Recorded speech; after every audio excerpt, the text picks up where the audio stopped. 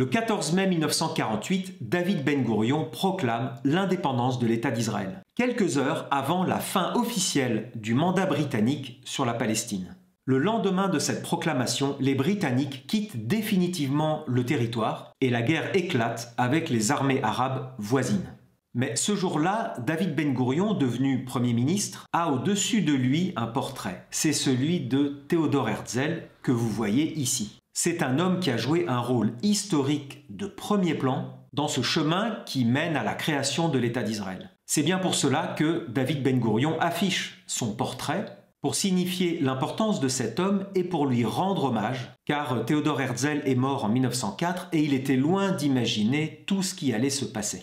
Theodor Herzl nous plonge dans l'Europe des empires de 1860. Il est né au cœur de l'empire d'Autriche-Hongrie. Herzl est issu d'une famille aisée qui va ensuite s'installer à Vienne, ce qui permettra au jeune Théodore de faire de bonnes études. À Vienne, il est rapidement confronté à l'antisémitisme, qui est un sentiment constant en Europe depuis très longtemps. Rappelons par exemple qu'au XIIIe siècle, le roi de France, Saint Louis, impose aux Juifs le port d'une petite pièce d'étoffe appelée la rouelle, qui était jaune, déjà.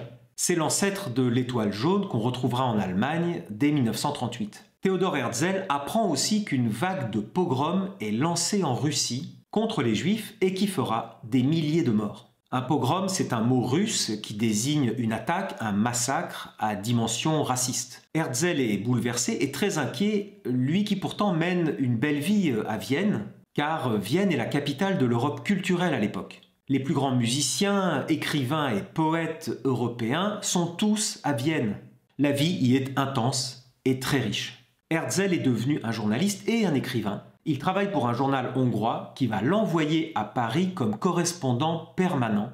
Il doit couvrir toute l'actualité française et rendre compte à son journal hongrois. À Paris, il côtoie Émile Zola, Alexandre Dumas, Auguste Rodin, bref, toute l'élite culturelle française. Mais pour Theodor Herzl, tout va basculer avec l'affaire Dreyfus. Alfred Dreyfus est un officier militaire français, condamné à tort pour espionnage au profit de l'Allemagne, à l'époque l'ennemi héréditaire de la France. Il est condamné à la peine maximale après un procès truqué, avec des pièces qui ont été falsifiées par l'armée. Il est envoyé dans un bagne à l'île du Diable en Guyane. Il est aussi condamné à la dégradation militaire. Dreyfus ne cessera jamais de clamer son innocence. Cette affaire Dreyfus va durer des années et va profondément diviser les Français. Dreyfus est d'origine alsacienne et il est juif, donc pour beaucoup de Français de l'époque, tout l'accuse. Émile Zola sauvera l'honneur en publiant un article célèbre, un article qui commence par « J'accuse » et qui explique pourquoi Dreyfus est innocent et comment l'armée a organisé toute cette fausse accusation. En attendant, Theodor Herzl est bien présent ce matin de 1895 dans la cour de l'école militaire à Paris où le capitaine Dreyfus est dégradé devant les troupes. Dans la foule qui est présente, il entend des gens crier « Mort aux Juifs ». Et pour lui, tout s'effondre, car la France est le pays de la justice, de l'égalité, du siècle des Lumières. Cet antisémitisme est pour lui un signal. L'année suivante, il publie son célèbre livre « L'État des Juifs ». Il est l'un des premiers à mettre en place l'idée d'un État national pour les Juifs. Il a une vision plus politique de ce mouvement qui a commencé bien avant lui, avec notamment un médecin russe nommé Léon Pinsker, qui a fondé les Amants de Sion, la première organisation sioniste d'importance. Alors le mot Sion désigne une colline à Jérusalem, mais le mot est pris ici comme un symbole de toute la ville. Depuis 2000 ans, les Juifs sont dispersés à travers le monde, c'est ce qu'on appelle la diaspora, et ce retour à Jérusalem est déjà évoqué au Moyen-Âge par des communautés juives, mais le mouvement politique actif de ce retour est bien le fait de Theodor Herzl. Il va jeter toutes ses forces dans ce projet.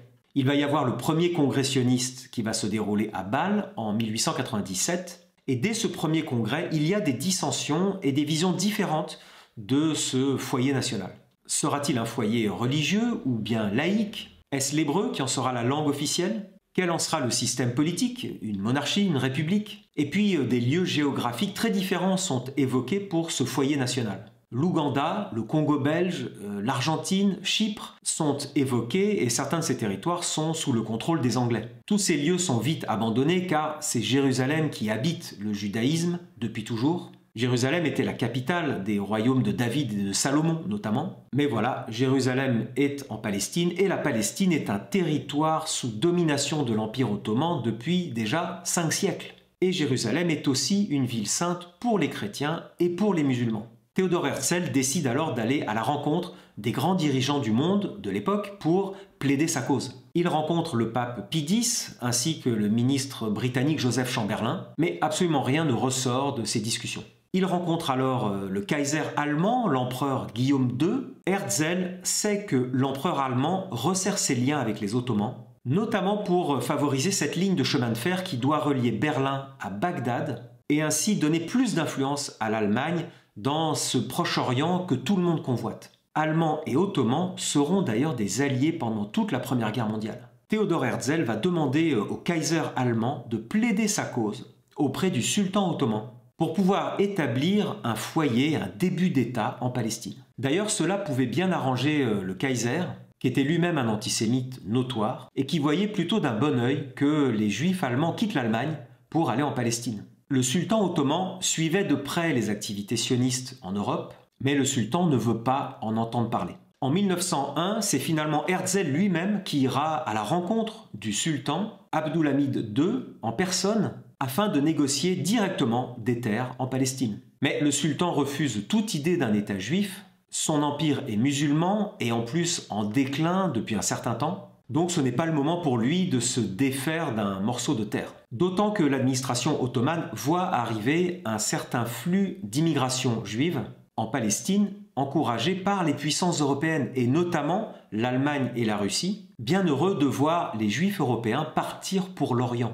Herzl et le mouvement sioniste vont créer un fonds national pour l'achat de terres en Palestine. Ce sont des petits propriétaires qui vont s'installer pour cultiver la terre. Mais ce mouvement va prendre beaucoup plus d'ampleur après la Première Guerre mondiale. En effet, l'Empire ottoman va être démantelé et c'est la Grande-Bretagne qui prendra le contrôle de la Palestine. Théodore Herzl meurt en 1904 à l'âge de 44 ans en Autriche et il sera ensuite enterré à Jérusalem car Herzl avait demandé d'être enterré en Palestine quand le peuple juif y aurait fondé un État indépendant.